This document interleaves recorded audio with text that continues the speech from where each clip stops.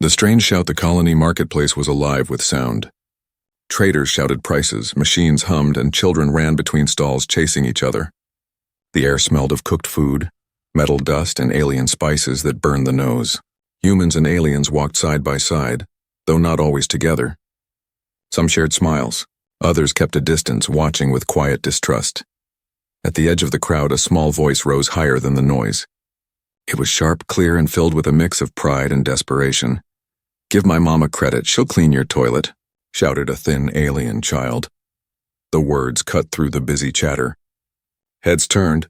For a moment, the marketplace grew quiet. A few humans blinked in surprise, then burst into laughter. Others shook their heads, whispering to each other. Some aliens looked away, embarrassed, as if the child had broken an unspoken rule.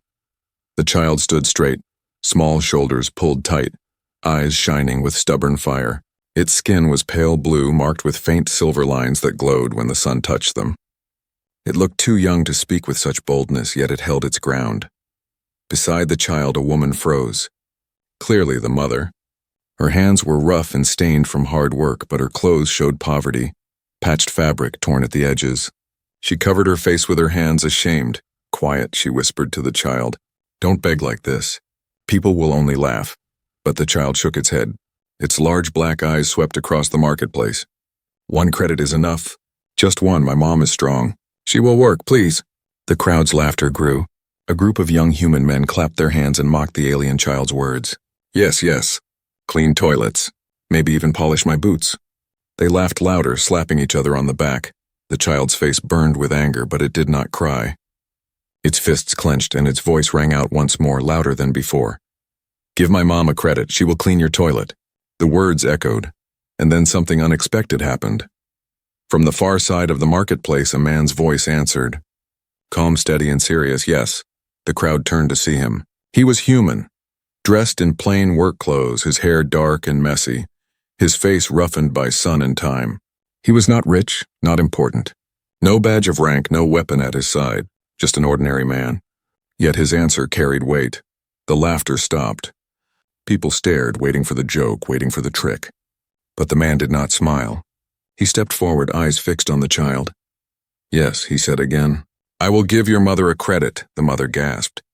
She tried to pull her child back, shaking her head. "No, sir, please, my child does not understand. We do not beg." Her voice trembled with shame, but the man ignored the stares around him. His voice stayed calm. "It is not begging, it is work. And I have work to offer." The marketplace held its breath. The crowd leaned closer, hungry for the scene to unfold. Why would a human speak this way? Why offer help to an alien family in front of everyone? The child's eyes widened. Hope flickered across its face. "Truly, you will pay my mom a credit?" The man nodded slowly. "Yes, but not for toilets." He looked around at the silent watchers, his gaze sharp. "For something far more important," the crowd murmured. Suspicion, confusion, curiosity all mixed together. No one knew what this man meant or why he would say such words. But in that moment, one thing was clear. This was no ordinary deal, and no simple act of kindness. The child stood frozen, unsure if it should believe. The mother's hands shook as she gripped her child's shoulder, torn between fear and the faint spark of hope. The man stepped closer. "What is your name, child?" he asked softly. The child lifted its chin with pride. "Taro." The man's lips curved into the smallest smile, not mocking, but almost approving. "Taro," he said, speaking the name with care. "I am called David, and I think your mother's strength will be useful." Gasps rippled through the marketplace. Some humans whispered, "He's mad." Others muttered about betrayal, about humans mixing too closely with aliens. But no one dared interrupt. The strange shout of a child had turned the entire marketplace into a stage. And now, with a single word, yes, an ordinary man had changed everything. The mother, her eyes wet, bowed her head in silence. The child's chest swelled with something new, pride. But in the shadows of the crowd, not all faces were kind. Some eyes narrowed, filled with distrust, others with anger. And in that silence, as the moment stretched, it felt as if something dangerous had begun. For what work could be so important that a human would risk mockery, shame, and suspicion just to say yes? The answer would come soon. But for now, the air in the marketplace was heavy with questions. and above them all, the child's words still hung in the air, strange and unforgettable. "Give my mom a credit, she'll clean your toilet," the human's answer. The silence after David's words was heavy. The marketplace, usually filled with shouts and noise, felt frozen. Even the mechanical hum of vendor drones seemed quieter. The alien child Taro stared at the human as if the ground itself had shifted. His small hands, once clenched in anger, now trembled with something else, hope, but also fear. The mother's eyes darted around, catching the sharp stares of humans and aliens alike. She pulled Taro close, whispering urgently, "Enough. This is dangerous," but David did not step back. His rough boots scraped the dust as he moved forward, each step echoing like a challenge. The crowd parted just enough to let him through. He stopped in front of the alien mother, his gaze steady. "I meant what I said," David repeated. "I will give you a credit." The mother shook her head quickly. "Please, sir, do not mock us. My child only shouts nonsense. We are not beggars." David's voice stayed calm, but his eyes hardened. "I do not mock. If I wanted to laugh, I would laugh with them." He tilted his head toward the group of young men who had jeered earlier. They shifted uncomfortably under his gaze, but said nothing. The child, bold again, spoke up. "Then what must my mom do? You said not toilets. What work?" David knelt so his eyes were level with the child's. The crowd leaned closer, expecting a cruel joke or maybe an offer of meaningless chores. But David's answer was nothing of the sort. "Not cleaning," he said. "Building." The word spread through the crowd like a ripple across water. Building? What could this poor alien woman build? What kind of human would ask such a thing? Taro blinked. "Building what?" David's lips pressed into a line. He studied the child for a moment before answering. "Something that may save lives," the mother gasped. Her hands tightened on Taro's shoulders. "No," she said quickly, shaking her head. "We only want food. Honest work. We cannot be part of dangerous things." But Taro's eyes burned with curiosity. "Saving lives? You mean soldiers? Weapons?" David did not flinch. "Not weapons. Not soldiers. Something better." He straightened, his eyes sweeping across the crowd. Many of them now whispered openly, some in anger, others in confusion. "Why them?" one human woman called out bitterly. "You have hundreds of workers here. Why choose aliens?" "Because no one else will help," David replied without hesitation. "Because everyone else thinks only of credits or politics or fear. But sometimes the smallest hands, the simplest people, can do the work no one else dares to touch." The crowd erupted in noise. Some laughed, others shouted, a few cursed. The mother pulled Taro close, trembling. She whispered, "We should leave, before this man drags us into something we cannot escape." But Taro stood firm. For the first time, the child saw someone treat them not as a joke, not as a burden, but as part of something greater, and that spark was too bright to ignore. David reached into his pocket. He pulled out a single shining coin, the colony credit. Not much, just one, the same amount Taro had begged for. He held it out to the mother. "Take this," he said. "Not charity, not pity, payment for tomorrow. Come to my workshop at dawn. You'll see for yourself." The mother's hands shook as she looked at the coin. Hunger pulled her toward it. Pride pushed her away. Her lips parted, but no sound came. Then slowly she reached out and took it. Her fingers closed around the coin like it was a spark of fire. The crowd hissed and muttered. "Traitor," one man spat at David. "Helping aliens? You shame your own kind." David turned his head sharply. His eyes, though calm, held steel. "If you call mercy a shame, then I accept it gladly." The man sneered but stepped back. No one else dared move. The mother whispered, "Why us? Why me? You could have hired anyone, even human widows who need work." David's answer was simple, but it carried weight. "Because you didn't beg." Your child shouted, "Yes. But you tried to stop him. You have pride even in hunger. That is strength. And strength is what I need." The mother lowered her eyes, caught between gratitude and fear. Taro, however, smiled for the first time that day. "Then we will come," the child said firmly before the mother could protest. David nodded once, as if sealing a silent agreement. Then he turned, walking away through the crowd. No bow, no flourish, no further words. Just a man who had spoken, been mocked, and yet stood by his choice. The crowd slowly broke apart. Some cursed under their breath. Others whispered that David was a fool, a dreamer, or worse, A few, though, looked thoughtful, as if a seed of doubt had been planted. The mother clutched the coin tightly, her hand trembling. "What have you done?" she whispered to Taro. The child's answer was quiet but filled with wonder. "I think we just found hope." And though the marketplace returned to its noise and bustle, the weight of that moment did not fade. For one human had said yes, and with that word something dangerous and perhaps extraordinary had begun. The alien family. That night, the alien family returned to their shelter. It was not a home, not truly. It was a broken shipping container at the edge of the colony wall. The metal was rusted, the roof patched with plastic sheets, and the floor covered with dust. Cold wind slipped through the cracks, chilling the room. The mother, Rena, placed the single credit David had given her on the small wooden box they used as a table. The coin gleamed faintly in the dim light. For a moment, she only stared at it. Her hands shook. "One coin," she whispered. "One coin, and already the humans look at us with anger. Tomorrow, if we go to him, they may call us traitors. Or worse."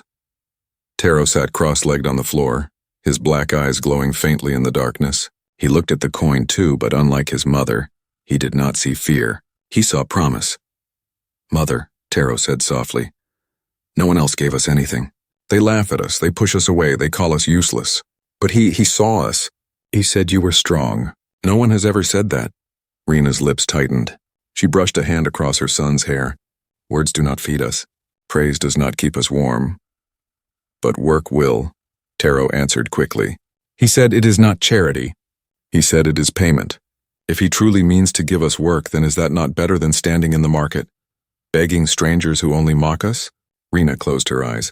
His words were true, and yet her heart twisted with fear. She remembered the stares in the marketplace, the whispers of hatred. She had seen humans turn violent before. Stones thrown, stalls overturned, alien families beaten in shadows where guards pretended not to see. "What if it is a trick?" she murmured. "What if tomorrow he humiliates us? What if he uses us as an example, to make fools of us in front of everyone?" Taro's small voice grew fierce. "Then let him try. I would rather be mocked for trying than starve waiting for mercy." His words stung her. He was young, too young to speak with such bitterness. But hunger had aged him faster than years. He had not played like other children, had not known laughter without worry. She had raised him with scraps and silence, teaching him to bow his head to survive. And yet, in the marketplace, he had lifted his chin and shouted for the world to hear. Her heart ached with both pride and sorrow. Rena knelt beside him and cupped his face in her hands. "You are braver than I ever was. But bravery can be dangerous." Taro leaned into her touch. "And silence can kill us, Mother." The words hung in the cold air. At last she nodded. "Very well. Tomorrow we will go. But if there is danger, if I sense even a shadow of cruelty, we will leave. Do you understand?" "Yes," Taro said firmly, though his eyes shone with excitement. That night they lay on thin mats, listening to the wind howl outside the metal walls. Sleep did not come easily. Rena's mind raced with questions. Who was this human David? Why had he chosen them out of all the poor and desperate souls in the marketplace? And what did he mean by building something that may save lives? She thought of weapons, of war, of blood on her hands. She thought of humans using aliens as shields or slaves. But then she remembered David's eyes, calm, steady, not mocking. She wanted to believe there was honesty in them. But hope was dangerous. Hope could betray as deeply as hate. Taro, however, dreamed. In his sleep, he imagined great machines rising from dust, towers of light piercing the sky, his mother working with pride instead of shame.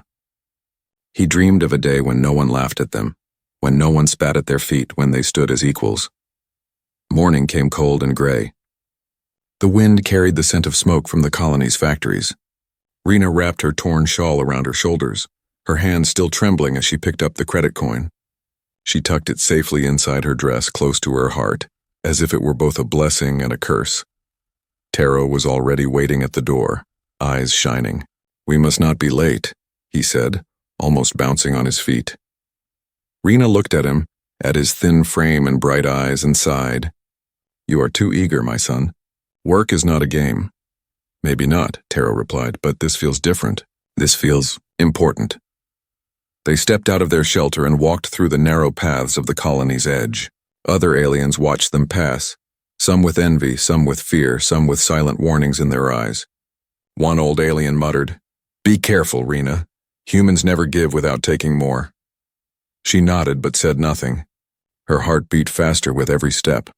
When they reached the heart of the colony, the sun had begun to rise. The marketplace was alive again, full of noise and judgmental eyes.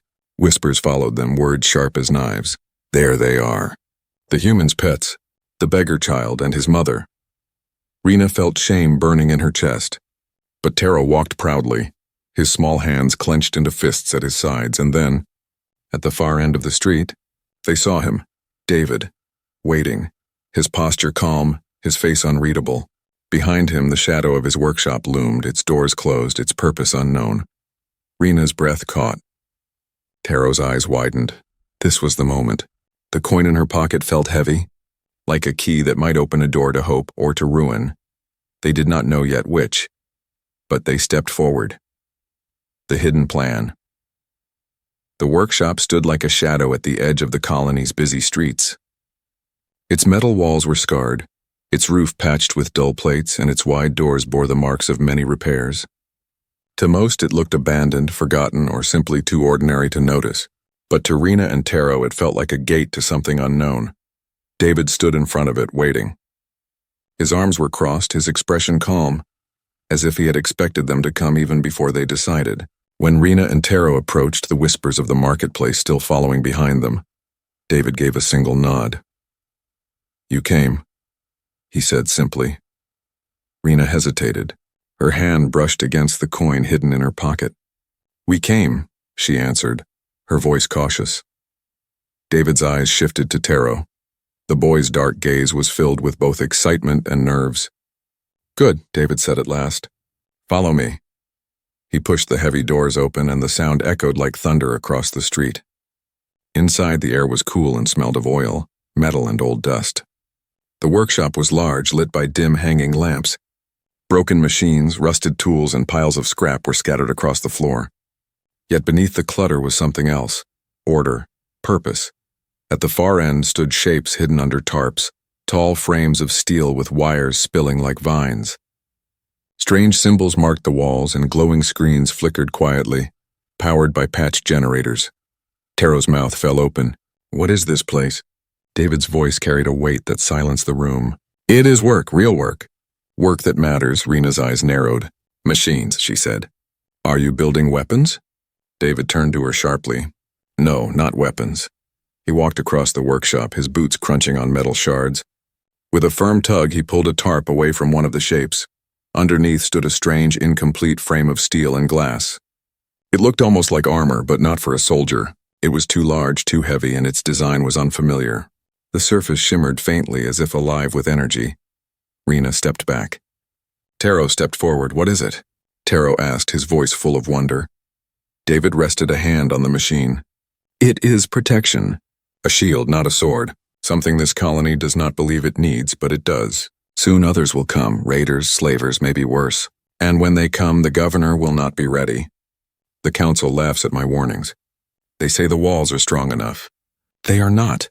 He looked at Rena and Taro, his eyes hard. "This is why I need help. I cannot build alone." The mother shook her head, fear in her voice. "You want us to stand against raiders? Against slavers? We are no soldiers. We are only poor workers." David's tone softened. "I do not ask you to fight. I ask you to work. To lift, to carry, to clean parts, to help with hands where I have only two. Machines do not care about species. They care about skill and effort. Your strength can build this. Your patience can shape it. That is all I ask." Rena's eyes darkened. "And if you are wrong?" "If no raiders come, then what? We will be marked as traitors for nothing." David sighed. He looked older in that moment, his shoulders heavy. "If I am wrong, then you will have earned honest pay and nothing more. But if I am right, then your work may be the reason children live instead of die." The workshop fell silent. The hum of the generators filled the air, steady and low. Taro stepped closer to the strange frame. He touched the cold steel with small hands. "It feels strong," he whispered. "Like it is waiting," David nodded. "It is waiting for hands to finish it." The boy turned to his mother, his voice eager. "Mother, we must help. Don't you see? This is not like scrubbing toilets or carrying rocks. This is something that matters. If raiders come, we will not be hiding. We will be ready. Rena's heart twisted. She saw the spark in her son's eyes, a spark she had not seen before. Hope, pride, but also danger. If David was right, they would face terror. If he was wrong, they would face shame. David seemed to read her hesitation. He reached into his pocket again and placed another credit on the workbench. The coin clinked softly, glowing faintly under the lamp's light. Payment for today, he said. No promises, no chains. If you wish to leave after today, you may. But if you stay, know this, you will not be servants. You will be builders, partners. The word partners struck Rena harder than the coin. No one had ever spoken it to her. Not in this colony, not in this life. She felt the weight of it, the strange dignity hidden inside. Her lips trembled. Slowly she nodded. Very well. We will work. David gave the smallest of smiles. Good. Then let us begin. He handed her a pair of old gloves and Taro a small toolkit. The machines around them hummed faintly, as if sensing life returned to their purpose. And so, in a forgotten workshop at the edge of the colony, a poor alien family and a stubborn human began to work. They did not know yet what their labor would awaken, or what dangers it would call down upon them. But in that moment, the hidden plan had found its first builders. The truth revealed days passed, and the workshop slowly changed. Dusty corners grew clear, piles of scrap became neat stacks of useful parts, and broken tools found new life in Taro's eager hands.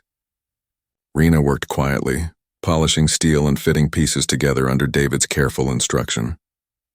The clang of metal and the hum of machines replaced silence, and for the first time in years the family felt part of something larger than survival. Yet, in the back of Rena's mind, doubt lingered. What exactly was David building? And why keep it hidden from the council? One evening, when the lamps flickered and shadows stretched long across the walls, Rena finally asked, David, she said, her voice steady but low, you speak of raiders, of danger.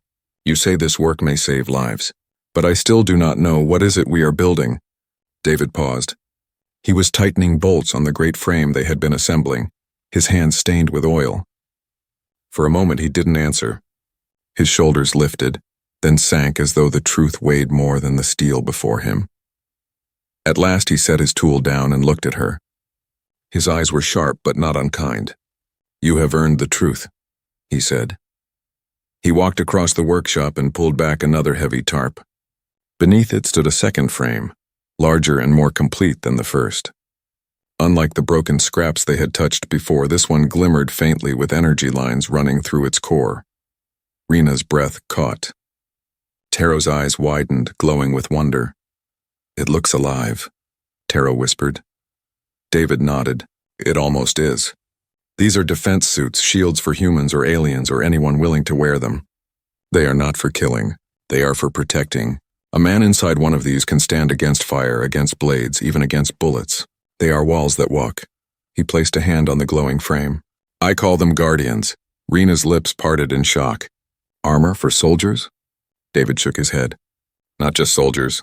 For farmers who cannot fight. For mothers who want to protect their children. For anyone caught in the fire of raiders. The council spends credits on guns, ships, and patrols that fail. But this gives ordinary people the chance to survive. His words hung heavy in the workshop. The machines around them hummed as if echoing the weight of his vision. Rena's hands trembled. She stepped back. If the council learns of this, they will see it as rebellion. They will think you are raising an army. David's jaw tightened. They already laugh at me. They call me paranoid, a fool chasing ghosts. But I have seen what waits in the dark beyond these stars. Raiders will come. I would rather be a fool who prepares than a coward who watches children burn. Taro stepped closer to the guardian frame, his small hand hovering over the glowing steel. Will it truly save people? David's voice softened. If finished, yes. But I cannot build them alone. My warnings fall on deaf ears. That is why I asked you. Because I saw pride in your mother, even in hunger. And I saw fire in you, Taro. Fire strong enough to work when others turn away. Rena's eyes filled with both fear and awe. She looked at the great machine before her, at the lines of light pulsing like veins, and she felt something she hadn't felt in years. Purpose. Yet fear coiled tight in her chest. If the council finds us here, she said quietly, They may arrest us. They may cast us out of the colony. Do you understand what risk you place on us? David's gaze did not waver. Yes, but I also understand the greater risk doing nothing. For a long moment, silence pressed against the workshop walls. Finally, Taro spoke. His voice was small but fierce. I will help. I don't care what the council says.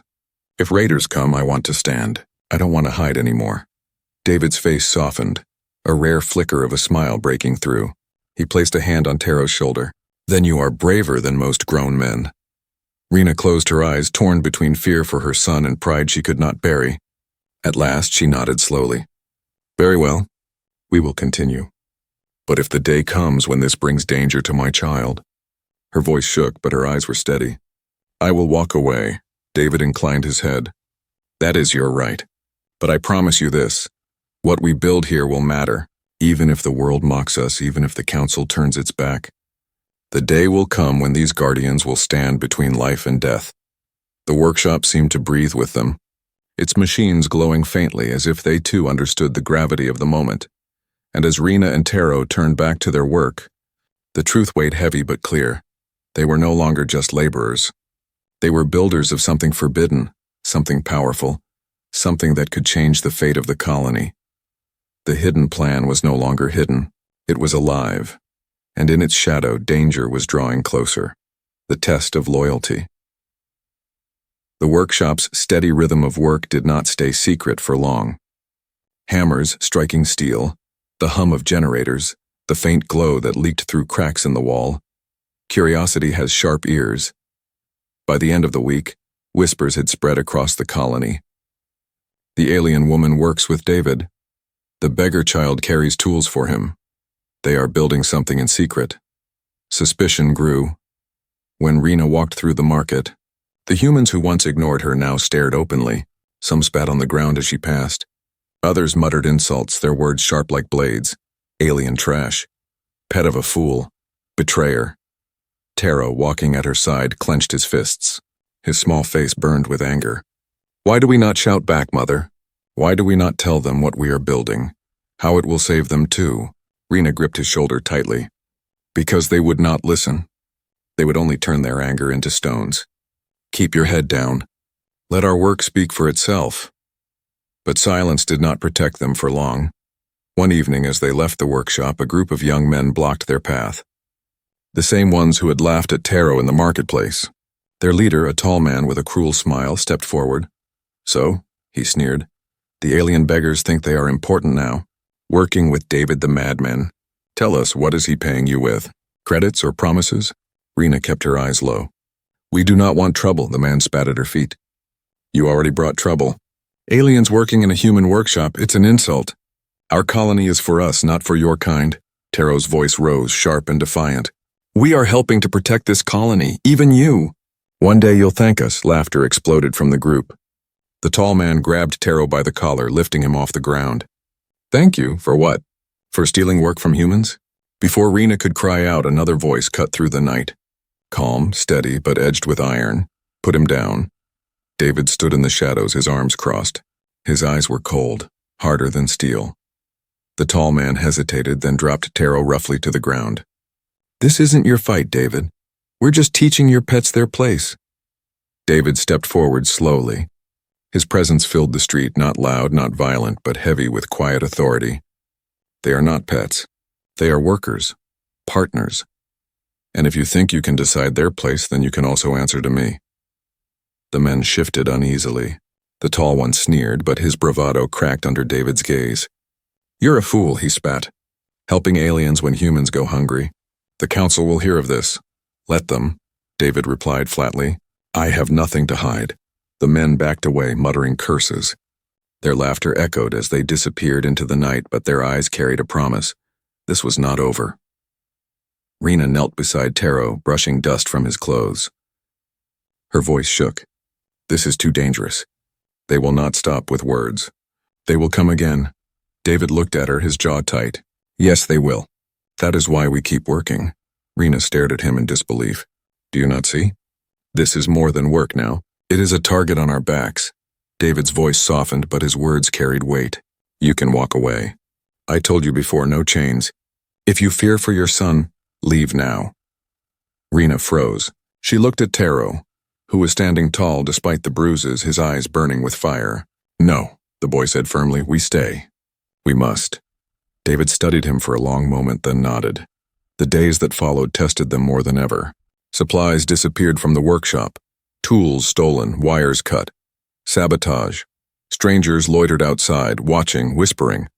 And always the council's patrols passed by more slowly, their eyes lingering on David's doors. Inside, the work grew harder. Rena's hands bled from polishing steel. Taro's back ached from carrying parts. But neither complained.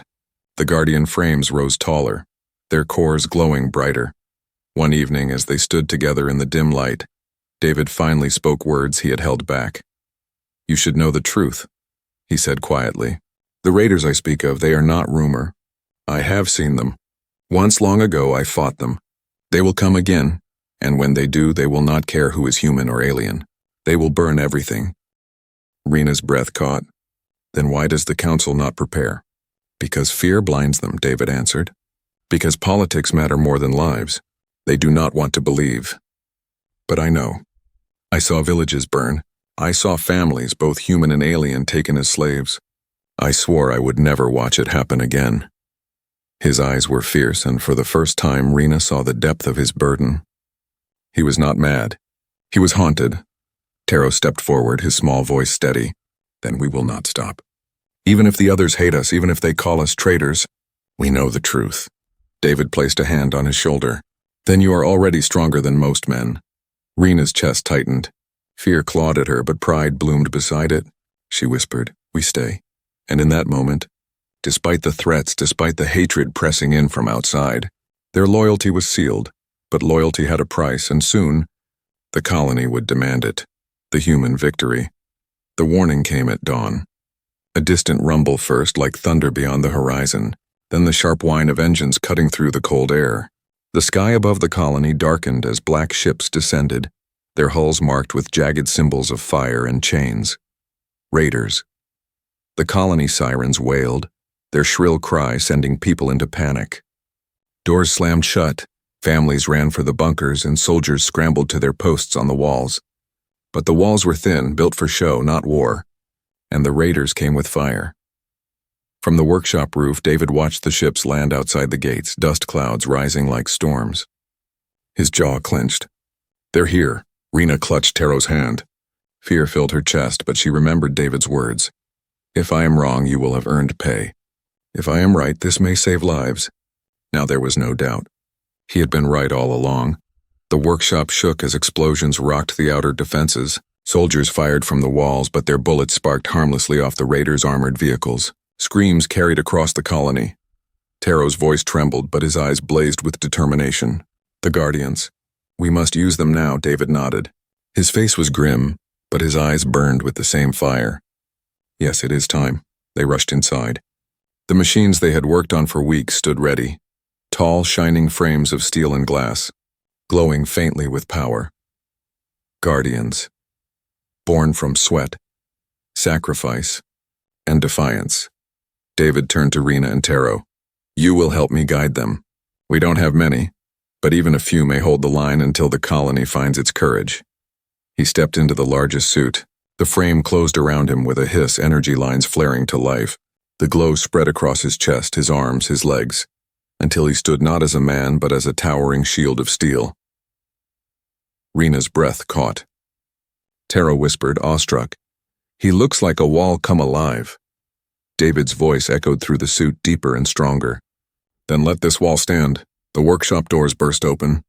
The Guardian stepped out into the chaos of the colony streets. People screamed, pointing. Soldiers froze mid-battle, stunned by the sight of the massive armored figure striding toward the gates. The raiders laughed at first, mocking the lone suit, but their laughter died when David raised his arm, and the Guardian shield projected outward, a wall of light that deflected a barrage of bullets. Sparks flew. Smoke rose. The Guardian did not fall. The crowd gasped. Hope flickered where there had only been fear. Move the wounded behind me, David's voice thundered. This wall will not break. Rena and Taro worked furiously inside the workshop, guiding the other incomplete guardians. Two smaller frames, not perfect but functional, powered up. Rena's hands shook as she activated their cores. Taro shouted instructions, his small voice steady with command. Together, they sent the machines forward. The three guardians stood side by side, glowing shields raised. The raiders' fire hammered them, but the shields held, light bending and sparking but refusing to fall. Behind the glowing wall, the colony soldiers regrouped. Their courage, once broken, returned. With shouts of defiance, they fired again, not in panic, but in unity. The battle turned. David charged forward, his guardian frame slamming into the raiders' armored vehicle. Metal shrieked as the machine toppled, flames bursting from its hull. The raiders, once so sure of victory, stumbled back in shock. Inside the workshop, Taro watched the scene through the screens. His heart pounded. "He's winning," he whispered. "We're winning." Rena, tears streaming down her face, whispered back, "No, they are winning." Human and alien, together. Outside, the colony roared. Civilians who had cowered in bunkers now stood at the windows, watching with wide eyes. Some shouted David's name. Others cheered the guardians, their voices rising above the gunfire. The raiders, furious and desperate, launched their final strike. A storm of rockets screamed toward the gates. David planted his feet. The guardian's shield expanded wider than ever before, glowing brighter, straining under the force. The rockets exploded against it, fire and smoke filling the sky, but when the flames cleared, the shield still stood. The colony erupted in cheers. The raiders, stunned, retreated to their ships. Engines flared, dust rose, and one by one the black vessels lifted into the sky. Fleeing back into the void, silence fell, broken only by the crackle of fire and the cries of the saved. David stepped forward, the guardian suit battered but unbroken. He looked back at the crowd, at the people who had once mocked him, at the aliens who had once been shunned. And then slowly, the suit opened, and he stepped out, sweat pouring down his face but his eyes steady. Taro ran forward, shouting with pride, "Give my mama credit, she'll clean your toilet." The words once laughed at now rang like a victory cry. The crowd froze, then erupted in laughter, not cruel this time, but joyous. They cheered the boy, the mother, the man, and the strange machines that had saved them all. For the first time, humans and aliens stood together, not as enemies, not as strangers, but as survivors, and at the heart of it, one stubborn human had proven the truth. Humanity's greatest strength was not weapons or walls, but the courage to stand, even when no one believed. Humanity had spoken, not with words, but with action, and the colony would never forget.